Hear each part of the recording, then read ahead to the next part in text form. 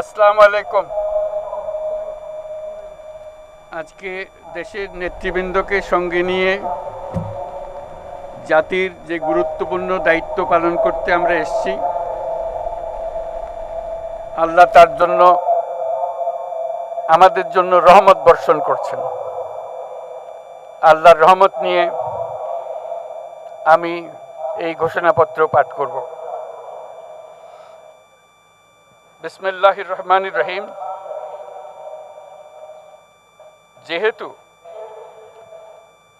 উপনিবেশ বিরোধী লড়াইয়ের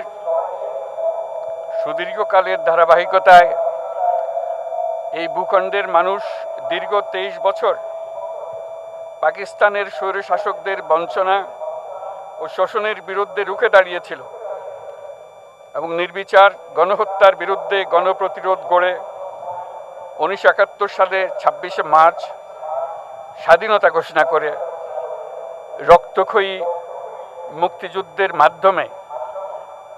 জাতীয় মুক্তির লক্ষ্যে বাংলাদেশ রাষ্ট্র প্রতিষ্ঠা করেছিল।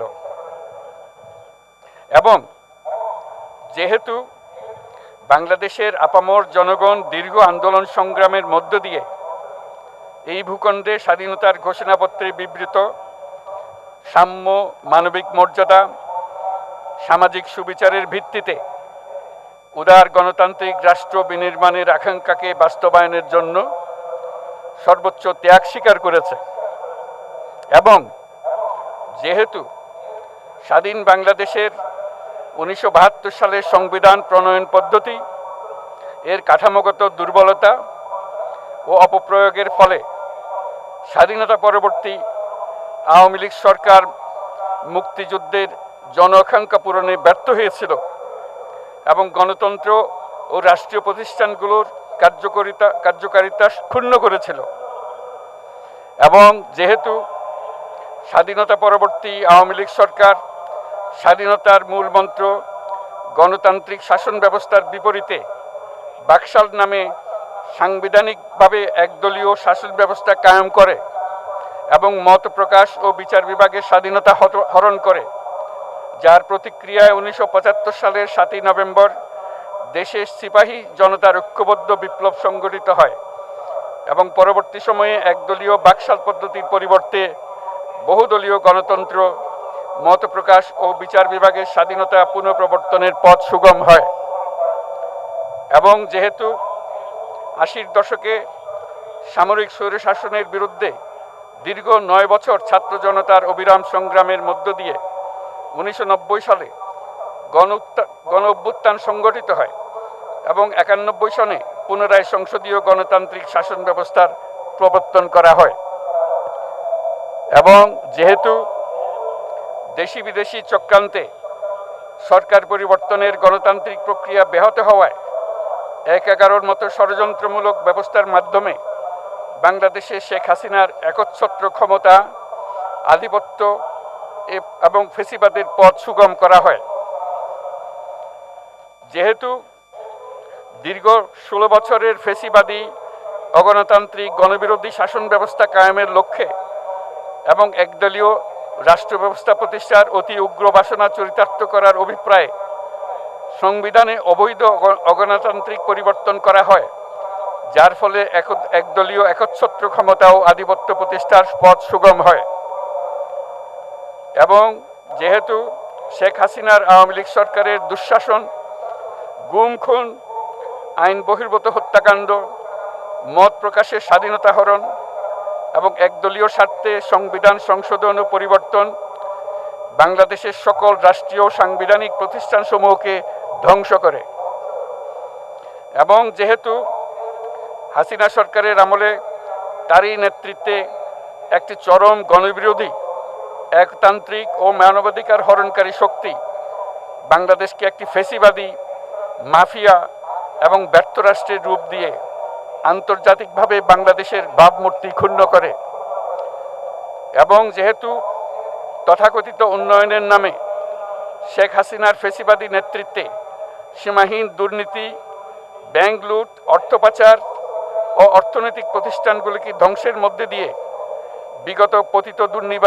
দুর্নীতিবাজ আওয়ামী লীগ সরকার বাংলাদেশ ও এর অমিত অর্থনৈতিক সম্ভাবনাকে বিপর্যস্ত করে তোলে এবং পরিবেশ, প্রাণ বৈচিত্র্য ও জলবায়ুকে বিপন্ন করে। এবং যেহেতু শেখ হাসিনার ফ্যাসিস্ট সরকারের বিরুদ্ধে রাজনৈতিক দল, ছাত্র শ্রমিক সংগঠন সহ সমাজের সর্বস্তরের জনগণ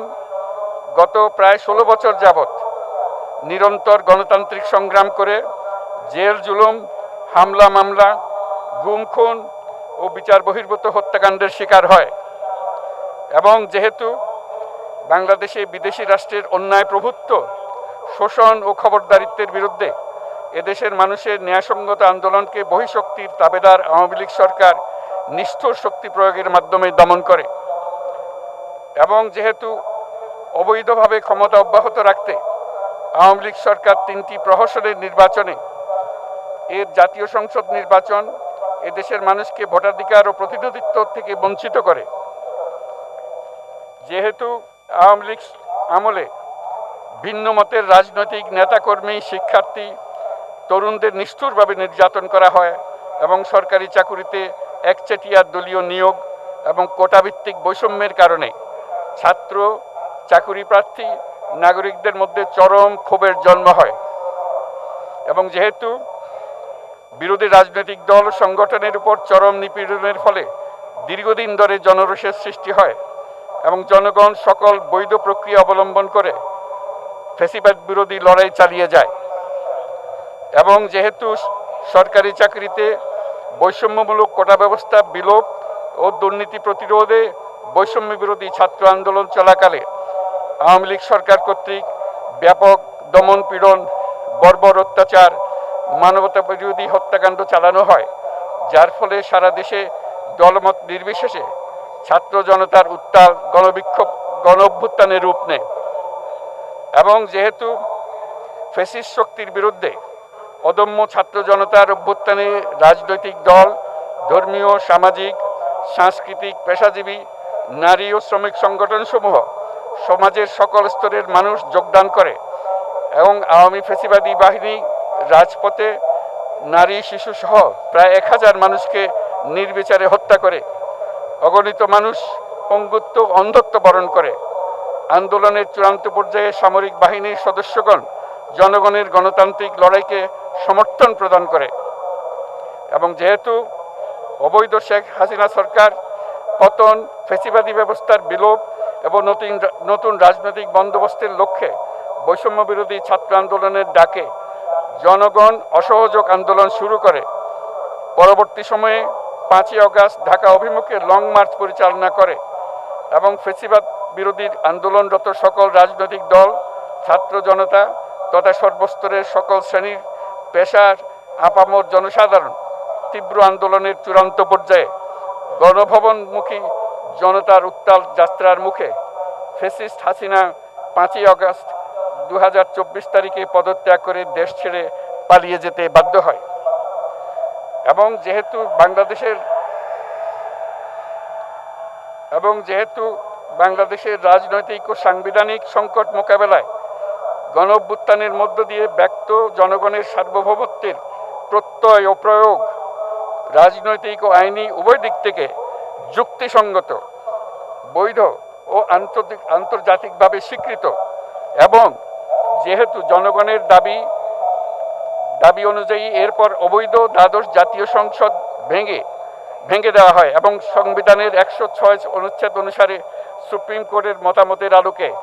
সাংবিধানিকভাবে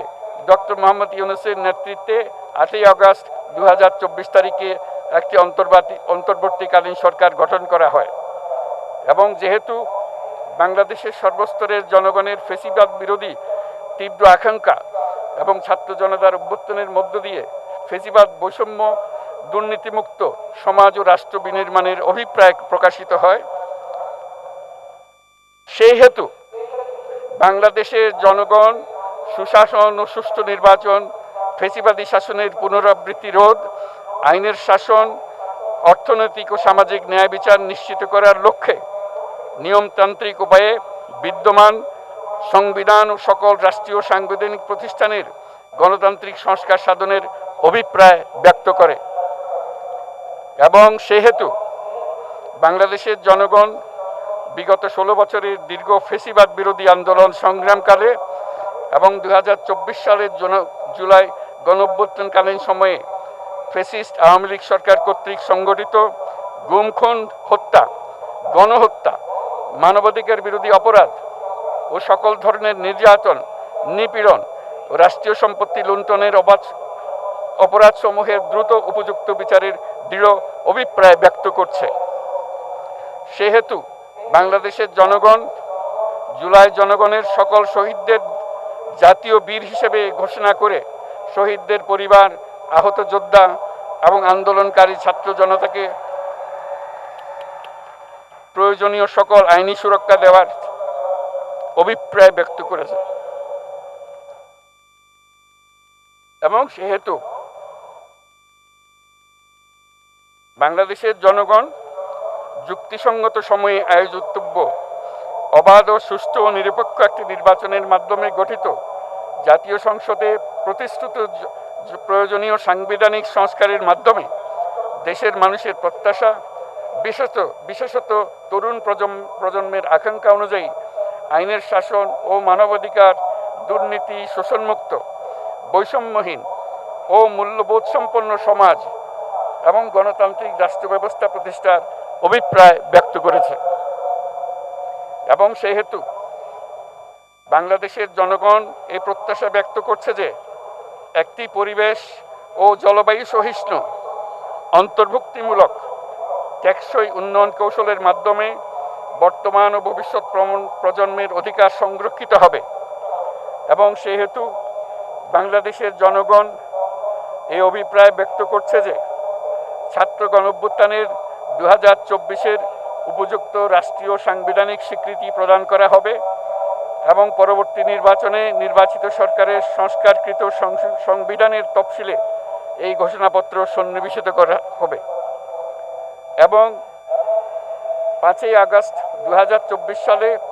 গণঅভ্যুত্থানে বিজয়ী বাংলাদেশের জনগণের আকাঙ্ক্ষার প্রতিফলন হিসেবে এই ঘোষণা প্রণয়ন করা হলো। জাতির সার্বিক